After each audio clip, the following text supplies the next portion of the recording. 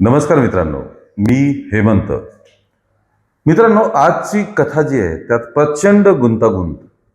एक महिला कसं घर आपलं बर्बाद करू शकते, एक व्यक्ती त्याने कसा जीव गमावला आणि नात्यांची आणि प्रेम संबंधाची सगळी उलथापालथ या आजच्या घटनेमध्ये आपल्याला दिसून येते.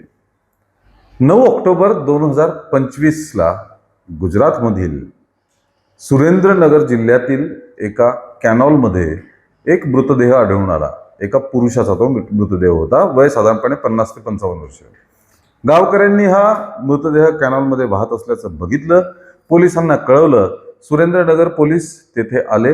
त्यांनी घटनेचा आणि त्या जागेचा पंचनामा केला आणि डेड बॉडी पोस्टमॉर्टमसाठी पाठवून दिली.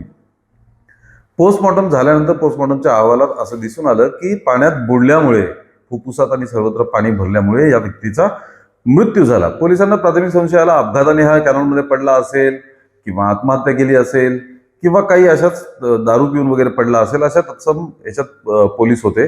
त्यांनी तो अहवाल स्वीकारला.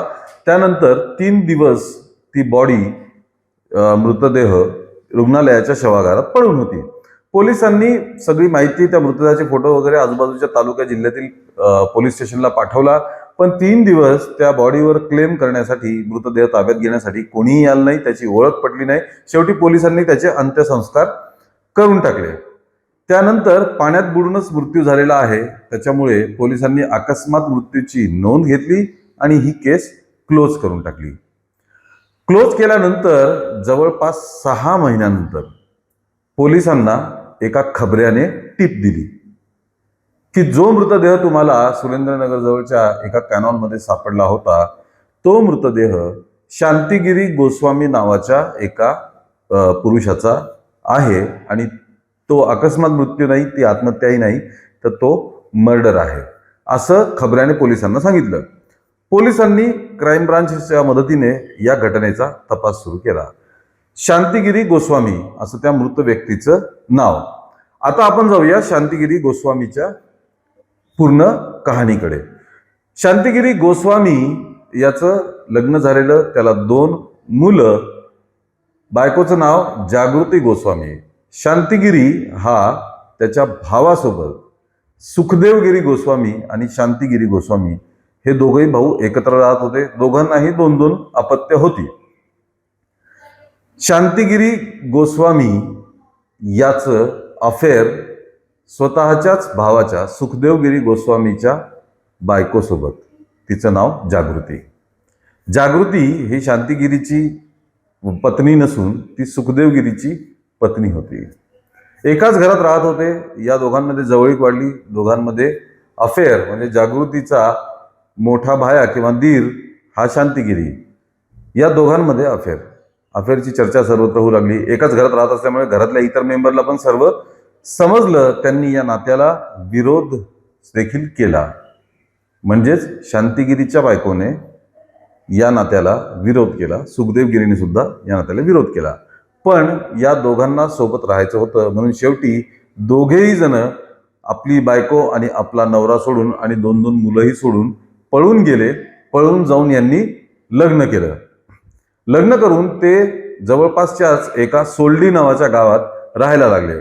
सोल्डी नावाच्या गावात राहत असताना शांतिगिरी हा ट्रक ड्रायव्हर म्हणून काम करत होता. इथूनच या जागृतीचं, म्हणजे आधीची सुखदेवगिरीची बायको, आता शांतिगिरीची बायको, म्हणजे ऑलरेडी या दोघांचं हे दुसरं लग्न होतं. या जागृतीचे खरे रूप समोर यायला लागले. शांतिगिरी हा जेव्हाही ट्रकवरती जायचा तेव्हा तो बरेच दिवस त्याला तिकडेच राहावं लागायचं. या दरम्यान या जागृतीने गावातील इतर तरुण मुलांसोबत अफेअर्स करायला सुरुवात केली. समजलेल्या माहितीनुसार हिचे गावातल्या 4 ते 5 तरुणांशी प्रेम संबंध होते. हे सगळं शांतिगिरीच्या पाठीमागे चालू होतं. तो जायचा तर कधी 20 दिवस, कधी 10 दिवस, कधी 25 दिवस, असं तो दौऱ्यांवरतीच असायचा. तेव्हा ही जागृती घरी मुलांना बोलवायची तरुण, किंवा स्वतः त्यांच्या घरी जायची आणि तिचे असे प्रेमसंबंध गावभर चालू होते. सगळ्या गावात याची चर्चा होती. त्यानंतर शांतिगिरीच्या ट्रान्सपोर्ट कंपनीमध्येच काम करणारा एक कांतीलाल, त्याचं खरं नाव भरत, या भरतची आणि शांतिगिरीची मैत्री झाली. मग भरत सुद्धा राहण्यासाठी जागा शोधत होता. शांतिगिरीने त्याला आपल्या खोलीच्या शेजारीच एक खोली मिळवून दिली किरायाने आणि तिथे तो कांतीलाल उर्फ भरत राहू लागला. आता त्या ट्रान्सपोर्ट कंपनीमध्ये या दोघांच्या ड्युटी आलटून पालटून असायच्या. जेव्हा शांतिगिरी ड्युटीवर असायचा तेव्हा भरत नसायचा, जेव्हा भरत असायचा तेव्हा शांतिगिरी नसायचा. आता भरत याची जागृतीसोबत मैत्री झाली. शांतिगिरी जायचा दौऱ्यांवरती ट्रकच्या. मग ह्या दोघांमध्ये सुद्धा प्रेम संबंध जुळले.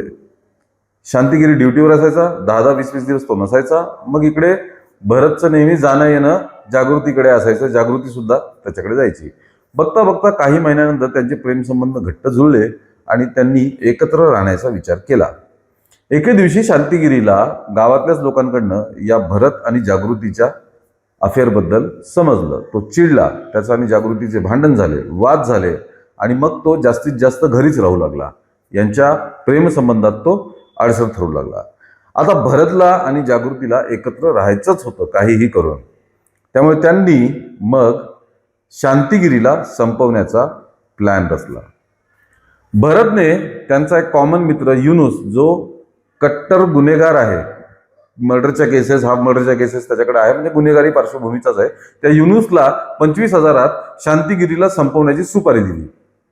सुपारीनुसार एके रात्री जागृती शांतिगिरी झोपल्यानंतर भरत सोबत बाहेर चालल्या गेली आणि हा युनुस घरात आला. आता युनुस हा शांतिगिरीचा सुद्धा मित्र होता. त्यामुळे पहिले तो थोडासा दबकला की हा पण आपला मित्रच आहे, ह्याला कसं मारायचं, दुसऱ्या मित्रांनी सुपारी दिली, ह्याला मारण्याची, हे आपल्याकडनं होईल का, अशा विचारातच तो गेला. घरी जाऊन बघितलं तर शांतिगिरी शांतपणे झोपलेला होता. पण मित्र असल्यामुळे या युनुसला त्या शांतिगिरीला मारण्याची काही हिंमत झाली नाही. शेवटी त्याने एक शक्कल लढवली. शांतिगिरी इतका गाढ झोपलेला होता की असं वाटत होतं तो मेलेलाच आहे. त्याने मोबाईलने त्या शांतिगिरीचा झोपलेला फोटो काढला. तो फोटो भरतला आणि जागृतीला पाठवला आणि त्यांना सांगितलं की काम झालंय म्हणून. काम झालंय म्हणून बाहेर आला. बाहेर त्या शांतिगिरीला जागृतीला भेटला, त्यांच्याकडनं 25,000 घेतले आणि तिथून पसार झाला. तिथून पळून गेल्यानंतर हे दोघं खुश की आता आपल्या रस्त्यातला काटा बाजूला झालाय म्हणून ते रात्रभर घरी गेलेच नाही. सकाळी जेव्हा जागृती आणि शांतिगिरी भरत घरी आल्यानं त्याने पाहिलं की शांतिगिरी मस्त कट्ट्यावरती चहा पीत बसलेला. यांना धक्का लागला. रात्रीच आपण पैसे दिले याच्या मर्डरचे, तो युनुस आपल्याला फसवून पळून गेलेला आहे हे त्यांच्या लक्षात आलं आणि पुन्हा जागृती आणि शांतिगिरीमध्ये वाद पेटले, भांडणं सुरू झाले. आता यांना आपल्या अफेअरमध्ये हा फारच मोठा अडथळा वाटायला लागला. त्याच्यामुळे यांनी ठरवलं की आता आपणच ह्याचा काटा काढायचा.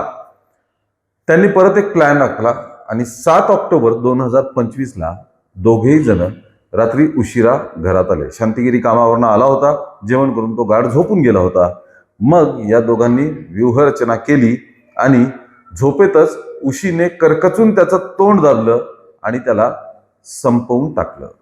तो मेलाय याची खात्री पटली. आता सगळ्यात मोठं आव्हान आता त्याच्या मृतदेहाची विल्हेवाट लावणं आणि या खुनाचा उलगडा होऊ नये अशी काही व्यूहरचना करणं. यासाठी आता या जागृतीने तिचा गावातला अजून एक बॉयफ्रेंड दीपक, या दीपकला बोलवून घेतलं की असं असं आहे आणि आम्हाला ह्याची विल्हेवाट लावायची. आता हा दीपक सुद्धा या जागृतीच्या प्रेमात आंधळा. जेव्हा शांतिगिरी आणि हा भरत दोघे ड्युटीवर असायचे तेव्हा ही जागृती या दीपकला घरी बोलवायची आणि त्या दीपक सोबत सुद्धा तिचे प्रेमसंबंध होते. हा दीपक आला. आपल्या प्रेमापोटी त्याने मदत करण्याचं आश्वासन दिलं. दीपक तिसऱ्या एका मित्राकडनं त्याची इको गाडी खोटं नाटं बोलून घेऊन आला आणि या तिघांनी मिळून शांतिगिरीचा मृतदेह गाडीत ठेवला आणि गाडीत ठेवून ते त्या कॅनॉलजवळ मृतदेह घेऊन गेले. घेऊन गेल्यानंतर त्यांनी वाहत्या पाण्यामध्ये मृतदेह सोडून दिला. मृतदेह सोडल्यानंतर त्यांना माहिती होतं की जेव्हा फुफ्फुसात वगैरे पाणी भरल्या जाईल तेव्हा हा मृत्यू पाण्यात बुडल्यामुळेच झालाय असं समोर येईल आणि आपण सुटू. हे सगळं झालं. मृतदेह सोडून दिला आणि हे घरी परतले. आता शांतिगिरीच नाही म्हणल्यावरती भरत आणि जागृती अतिशय आनंदाने नवरा बायको सारखे राहू लागले. अख्ख्या गावात तर चर्चा होतीच होती त्याची. पण 2 दिवसानंतर शांतिगिरीचा मृतदेह त्या गावकऱ्यांनी कॅनॉलच्या तिथे पाहिला, पोलिसांना कळवलं. न्यूजपेपर माध्यमांमध्ये ही बातमी आली. या दोघांना, भरतला आणि जागृतीला पण कळलं की आता त्याचा मृतदेह सापडला आहे. पण त्यांनी मुद्दामून दुर्लक्ष केलं. गावात जर कोणी विचारलं तर जागृती सांगायची की त्याला दुसऱ्या शहरामध्ये नोकरी लागलेली आहे त्यामुळे तो तिकडेच राहतोय आता सध्या. मी पण काही महिन्यांनी वगैरे तिकडे जाईल असं जागृती सगळ्यांना सांगायची. पण मध्येच या खबऱ्याने टीप दिली आणि या गोष्टीचा उलगडा झाला. आता क्राईम ब्रांचने गावात आधी विचारपूस केली. गावात जागृतीचे कारनामे तर जगजाहीर होते. लोकांनी क्राईम ब्रांचच्या पोलिसांना सर्व माहिती दिली. या भरत आणि जागृतीच्या अफेअरबद्दल सुद्धा सांगितलं. जागृतीचं कसं आहे सगळं नेचर वगैरे ते पण सांगितलं. सगळं सांगितल्यानंतर पोलिसांचा संशय बळावला. पोलिसांनी तांत्रिक पुरावे गोळा केले की ज्या दिवशी हे घडलं त्या 1-2 दिवस आधी यांचे कॉल डिटेल्स काय आहेत, यांच्या मोबाईलचे लोकेशन्स काय आहेत. त्यांच्या मोबाईलचे लोकेशन्स गावात, मग कॅनॉल जवळ, इकडे तिकडे सगळे सापडले. दीपक बद्दल सुद्धा त्यांनी माहिती काढली. आधी दीपकला ताब्यात घेतलं. त्या दीपकला आणि ज्याची ती इको गाडी होती त्यांना ताब्यात घेतलं. त्यांची कसून विचारपूस केल्यावरती ही सगळी त्यांनी सांगितली माहिती. आणि मग 18 मेला जागृती आणि भरत या दोघांनाही पोलिसांनी ताब्यात घेतलं. कसून चौकशी केल्यानंतर सगळ्या घटनेची, सगळ्या गुन्ह्याची यांनी पोपटासारखी कबुली दिली.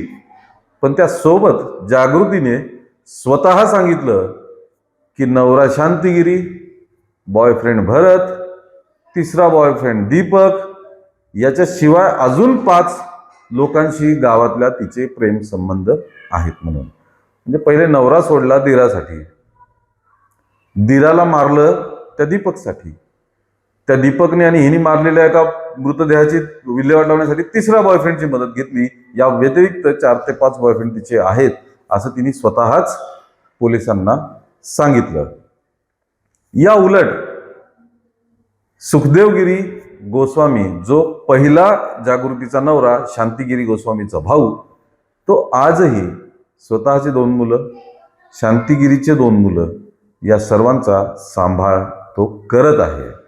मित्रांनो, नात्यांची ही गुंतागुंत, हे म्हणलं तर वावगं ठरणार नाही की एक वासनाधीन व्यक्ती म्हणतोय मी, महिला नाही, महिला असो पुरुष असो, वासनाधीन असणं हे नेहमीच गुन्हेगारीकडेच जातं.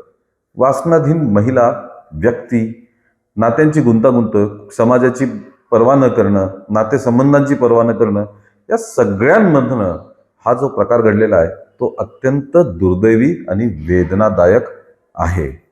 मित्रांनो, मी नेहमी अशा केसेसमध्ये सांगत असतो की अनैतिक संबंध, वासनाधीनता ही शेवटी अशाच अंताकडे जात असते. कारण ॲक्सेप्टन्स ही सुद्धा काही गोष्ट असते जे समाजाला, नातेसंबंधांना मान्य नाही, अशा गोष्टींचा असाच काहीतरी शेवट होत असतो. मित्रांनो, या सर्व प्रकरणाबद्दल तुमचं काय मत आहे हे व्यक्त करा, कमेंट करा, या व्हिडिओला लाईक आणि शेअर करा आणि आमच्या चॅनलला ताबडतोब सबस्क्राईब करा. धन्यवाद.